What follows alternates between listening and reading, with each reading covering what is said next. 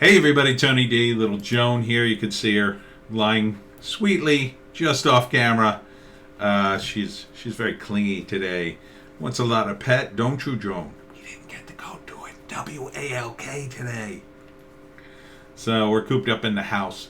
That's probably why I watched a video that was nearly 4 hours called Hegel, Wokeness, and the Dialectical Faith of Leftism from New Discourses. This is James Lindsay's YouTube channel. And it goes into the history of wokeness. It's very interesting if you're into that. And it's very heady. I'm not going to lie to you. You may just get about an hour into this and go, oh, I cannot listen no more. But, I mean, I slogged through it. And I'm still processing a lot of it. But I'm going to try to give you my very, very, very, very layman's take on it, because I think it's very interesting and pretty important. Lindsay is an expert in the woke, and what he's done is he's drilled down to their ideological origins, and he ties it all the way back to a German philosopher called Hegel. Hegel begat the young Hegelians that included Karl Marx, and Marx, of course, begat Marxism, and Marxism essentially, and the left, begat a lot of different things, and then the current wokeness that we're dealing with. And his theory is if we can drill down into their origins and why they do the things they do, then we can be better equipped to deal with them. And if we're not, we're in for a bad time, because this kind of stuff spawned communism.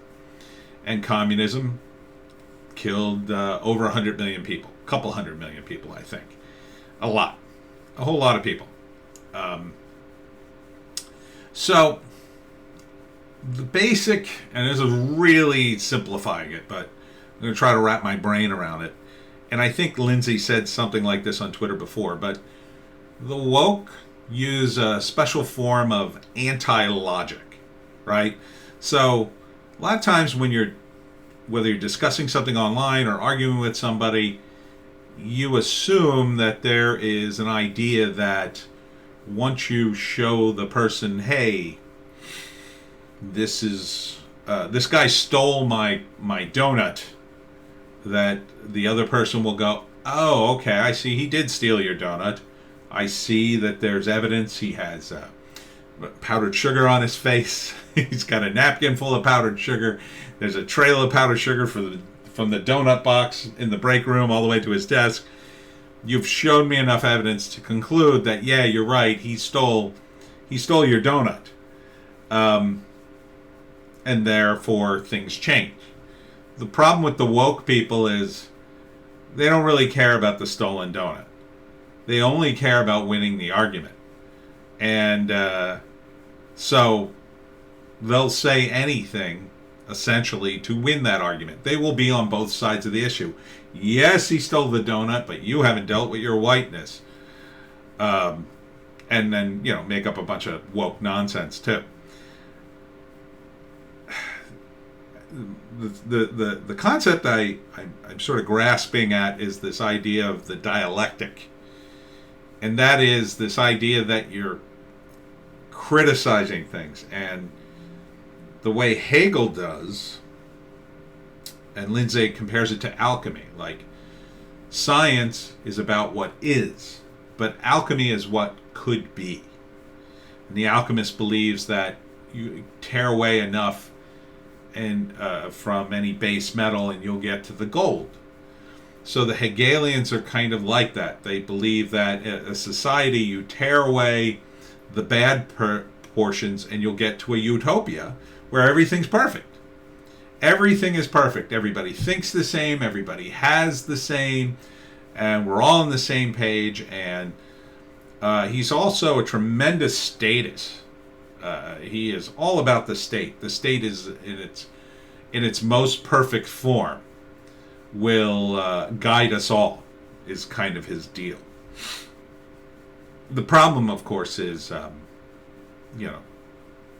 you can't have a utopia. You can't have a perfect state.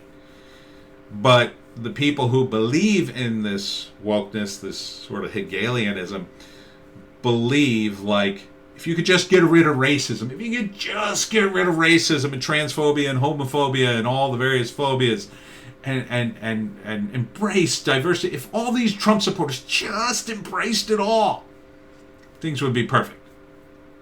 We wouldn't have all these problems. And they're willing to do anything to get to that point. Most of them. Most of them are willing to do anything. So if that means, in the case of communism, that 100 million people have to die, well, as long as we get to the utopia, what difference does it make? Because after that, everything will be perfect. Sure, it'll be bad for a while. But after that, we'll be in utopia. So nobody's going to care. Nobody's going to care about those 100 million people, because those people were blocking our way to the utopia. They don't see the Trump supporters as people. They see them as obstacles to getting to utopia. And that's what the woke have sort of grasped onto. And once you kind of process that, you realize why they do things that are counterintuitive, like in the case of Disney, which I've been yelling about. You know, why is Disney allowing the woke comic book guys in Marvel Comics to do all these woke comics when they're not selling? You know, you would think, oh, the purpose of Marvel Comics is to make comics that people want to buy. Right, doggy? Got stuff all over your face. So if you want a successful comic book company, odds are you want to sell comics, right? No, according to some people at Marvel, they only want to sell the certain kind of comics to certain people. They want the fans to conform to their political ideology. And they want to achieve that through, you know, their part in it, I would say. Not that Disney's going to take over the world or Marvel's going to take over the world, but, you know, their idea is, well, we'll send our agenda through schools, and sure, the comics won't sell, but in schools they'll sell, because they sell them through libraries, and the librarians are on board, and the teachers are certainly on board. So they'll make tons of money there, even as, you know, anyone can tell you that people who are forced essentially to go to school don't really learn much. I mean, what person comes out of high school these days and go, wow, I really learned a lot in my high school? No, they usually come out of high school like, oh, thank God I'm done high school. I mean, what a joke, right? What a wank the last few years were. It's just a stepping stone to college, which is supposed to be this big, awesome thing that gets you a good job. But even that's not true anymore. I mean, it was for a time. So we have these woke idiots who are willing to destroy anything in order to get to the utopia.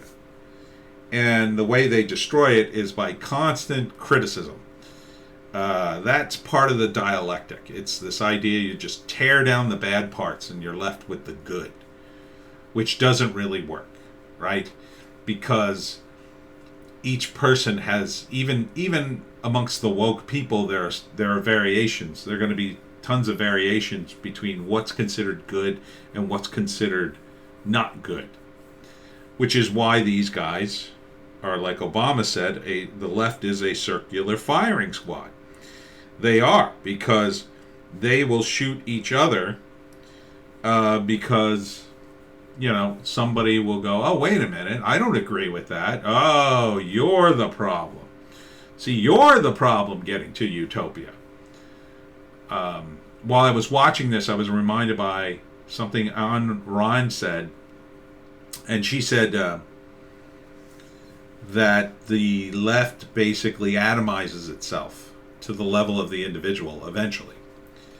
So it's kind of like, you know, once they're in power, the first thing they do is not announce, hey, we're in a utopia. The next thing they do is, wait a minute, we haven't reached utopia. Who's messing this up? Well, it's not us. We think correctly. It must be the other people. It must be somebody within the organization is not quite thinking correctly.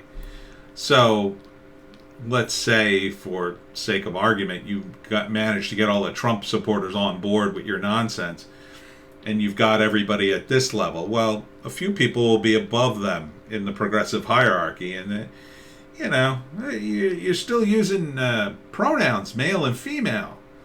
We can't have that. That triggers people. There was literally a TikTok video yesterday on that very subject. I forget what she said she wanted to call people. She said you should call people, not even birthing people, it was people who can get people pregnant and people who could get pregnant. Like, that's what she wanted as a substitute for male and female. This is the thinking of these wackadoos who think, I'm upsetting people? Well, from now on, instead of using male or female, I will totally use people who can get pregnant and people who get people pregnant. So, imagine you're having a conversation. Oh, yeah, I met this nice person who can get pregnant. And, where did you meet this person who could get pregnant? Oh, I met this person who could get pregnant on Tinder, where there's lots of people who can get pregnant. People like myself who can get people pregnant love to see good pictures of people who can get pregnant. I mean, you just would never talk that way. People even if they somehow mandated that. Let's imagine the government mandated that for some insane reason because, Joe Biden. You would still have people shortening it to, people who could get pregnant to getters and givers, right? They'd cut it down to that. Oh, you a getter? Let's get together, getter. Oh, you're a giver? Oh, you're a giver. Or something like that. You can get people pregnant or you can become pregnant. So becomers and getters, I guess you would say. And it's just so impractical. It's like these people don't know human nature. And that's really, when you get right down to it, a lot of these academics. That's why I like James Lindsay so much. He is an academic and he's very smart, but he doesn't talk down to people and understand that there's a world beyond his academic models that's more practical and pragmatic. And a lot of these guys just don't. They just don't get it. They are just absolutely convinced that, because I have this model. You got something in your paw? Let me see. They have this model that seems to work in the classroom. Oh, I got to get that out, doggy. What is that, a sticker? It'll work for everything. I will fix it. I will get it out. I didn't know you had that in your paw. You should have said something. Yeah, you should have said something. So, yeah, I you just got to really watch this thing. It's really quite amazing, and I'm not really feeling like I'm adding to the dialogue here too much, other than to say that I'm sort of wrapping my brain around it and trying to take from it his points. And one of the main points, just to wrap up, is that in order to combat the woke, you cannot engage them on their level. Because understand that they're not honest actors. They're not going to engage you in reason or facts or anything like that. They just want to win the debate. So, unless, he said there's two things you could do. You can make fun of them, which is obviously my path. But the other thing you could do is you could take them on and take the kernel of truth that they're putting out there and make it your own. And then sort of turn the tables on them intellectually. I don't know if I can do that. I think I've tried to do that a few times. But then again, the woke tend to avoid me I'm an older guy. They just dismiss me out of hand. I've had a few comments on the Webcomic Factory, but beyond that, I'm kind of not on their radar. I'm not important enough to really be on their radar, because I think the thing that people get canceled for have in common is that they're famous in some degree, that they have a certain amount of fame. And it's really, that's why I keep saying that wokeness is a trend. These people have glommed onto this trend because it gives them a piece of that. It gives them a tiny little piece of fame by canceling someone, if only for a few shining moments. They can, destroy somebody's career, and in that feel good and get just a few more followers and just a little bit of that sweet internet crack known as views. Anyhow, that's my thoughts. I'll put the link to this in the description. It is really worth listening to if you've got the time. Maybe you could watch it on a drive or something. Listen to it on a drive. See ya in the next one.